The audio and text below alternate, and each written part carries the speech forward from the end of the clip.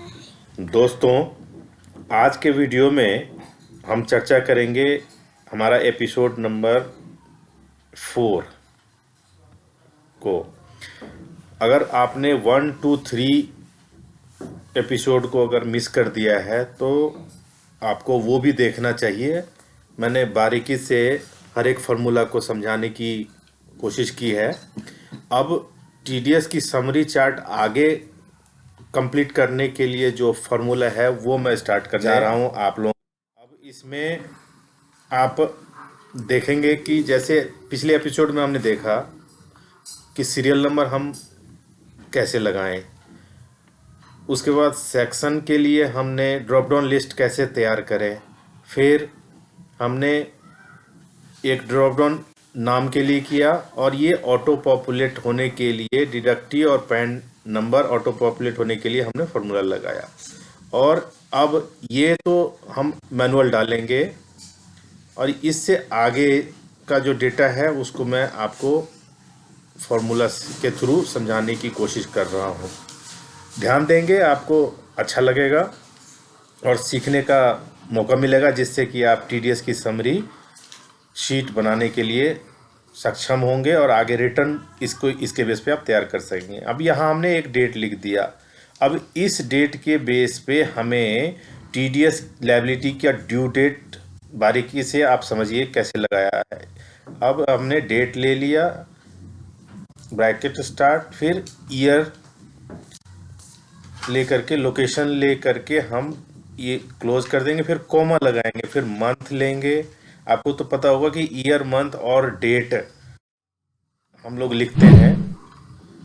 तो मंथ में हमने 1 प्लस किया क्योंकि हमें नेक्स्ट मंथ का कितने तारीख को ड्यू होगा, 7 को, तो 7 कर दिया। तो अब आपको दिखेगा कि 1 फरवरी 2023 को जो हमारा पेड क्रेडिट अमाउंट होगा उसका नेक्स्ट ड्यू डेट जो होगी टीडीएस की वो 7 मार्च की होगी।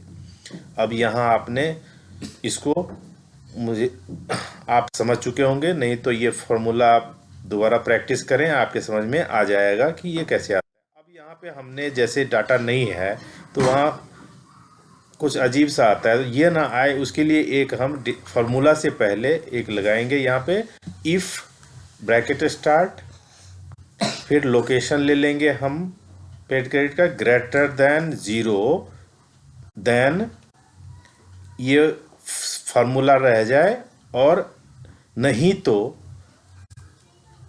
ब्लैंक आ जाए। अब ये आ गया। अब जो ही हम इसको डिलीट करेंगे तो ये हमारा एरर या अजीब टाइप का कुछ नहीं दिखेगा। अब यहाँ बिल नंबर, आपको तो बिल की कॉपी देख करके ही बिल नंबर डालना चाहिए। मैं एग्जांपल के लिए मैं ले लेता हूँ A103। अब यहाँ पे A103 हमने बिल नंबर तो ले लिया। अब यहाँ बिल अमाउंट में क्या होता है ना दोस्तों, कि जैसे एलिजिबल अमाउंट होता है वो तो लेते हैं, एक ऐसा अमाउंट होता है जिसके ऊपर हम टीडीएस नहीं काटते, जैसे जीएसटी आपका होता है बिल के अंदर, उस पे हम नहीं काटते हैं। अब यहाँ हम फार्मूला नॉर्मल जो लगाते हैं ऐड का वो तो कर दिया। अब ये अजीब ना आए इसके लिए इफ़ का फार्मूला लगा देंगे। ये इसको कॉपी कर लिया हमने, फिर ग्रेटर देन 0, तो यहाँ सेम आना चाहिए, नहीं तो ब्लैंक। ब्लैंक के लिए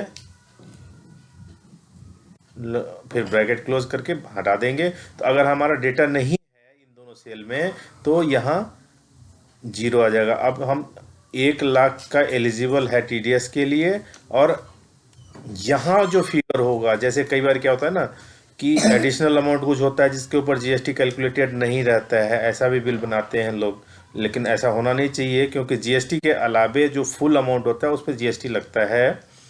तो सपोज कि यहाँ पे ये फिगर है जो जिस पे टीडीएस हमने नहीं काटा है,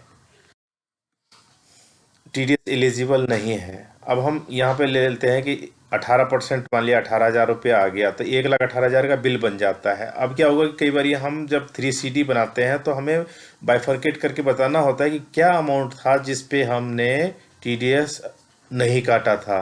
तो जीएसटी अमाउंट का ये अमाउंट था जो नहीं काटा था, उसको एक टेबल में दिखाना होता है। तो इसीलिए हमने ये भी डिटेल डालना अच्छा समझा। अब यहाँ तो रेट जो आता है वो आपको पता होना चाहिए कि क्या रेट है। वैसे इसका भी ड्रॉप डाउन बना सकते हैं। रेट तो 1 2 5 10 20 और भी रेट जो चलता है वो उसका ड्रॉप डाउन बना सकते हैं। अब यहाँ पे नॉर्मल सा फॉर्मूला लगाया है तो 1000 रुपीज़ हमारा कैलकुलेट होकर के आ जाता है 1 लाख के ऊपर। अब यहाँ देखेंगे डेट हमने लिखा है, फिर यहाँ फार्मूला लगाया, अपने आप आया, फिर बिल नंबर लिखा, बिल का ग्रॉस अमाउंट आ गया, ये आ गया। अब यहाँ पे 1000 रुपये का कैश टीडीएस बनता है जो हमें 7 मार्च से पहले जमा करना है या 7 मार्च तक जमा करना है। अब आगे हमने जो 3 जो पिंक कलर का देख रहे हैं इसमें मैं आपको अगले वीडियो में समझाऊंगा कि कैसे फॉर्मूला लगाएंगे, इससे हमारा ये टेबल तैयार हो जाएगा। अब यहाँ तक देखा आपने, यहाँ तक के लिए बहुत बहुत धन्यवाद। फिर अगले वीडियो में हमारा कंप्लीट डाटा तैयार हो जाएगा, उसको भी देखना ना भूलें। धन्यवाद।